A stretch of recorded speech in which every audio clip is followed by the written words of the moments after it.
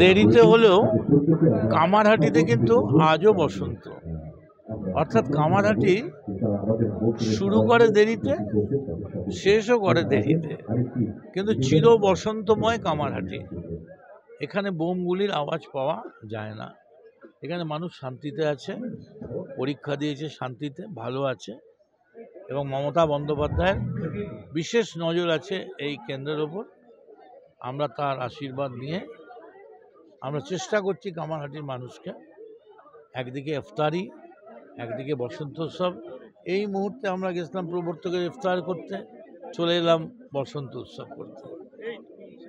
150 বছর চলে গেল, এখনো কোনো মিউজিশিয়ান এআর রহমান থেকে সঞ্জয় লীলা বনসালী থেকে শুরু করে কেউ কিন্তু বসন্ত উৎসবের বিকল্প গান বার করতে পারল না। এটাই রবীন্দ্রনাথ, তাই জন্য উনি বলেছিলেন আজই হতে 100 বর্ষ পরে।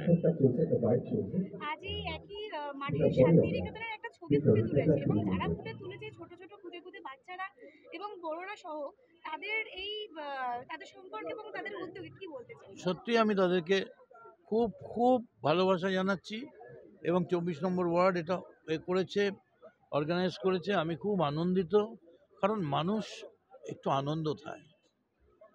আনন্দ কই আনন্দ, আজ আনন্দ এলো ধারে।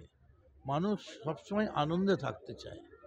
সুন্দর বাচ্চাদের এই মিষ্টি পরিবেশ, অন্তত কিছুক্ষণের জন্য তো আমরা এই হানাহানি, হিংসা, খুনোখুনি, তার বাইরে থাকবো। ভালো থাকুন। দেখুন, আমি শান্তিনিকেতনের বসন্ত উৎসব দেখেছি, এবং এটা মোটামুটি আমরা 7-8 বছর আগেই পরিকল্পনা করেছিলাম। দেশপ্রিয় নগর 2 নম্বর খেলার মাঠে হয়েছে এটা, এবং আমরা সেই পরিকল্পনা থেকেই করেছি। অনেকে শান্তিনিকেতনে যেতে পারে না, বসন্ত উৎসবে যেতে পারে না, তাই আমরা বেলগড়িয়ার বুকে এই জায়গাটা আমরা এই শান্তিনিকেতনের আদলে বসন্ত উৎসব করেছি।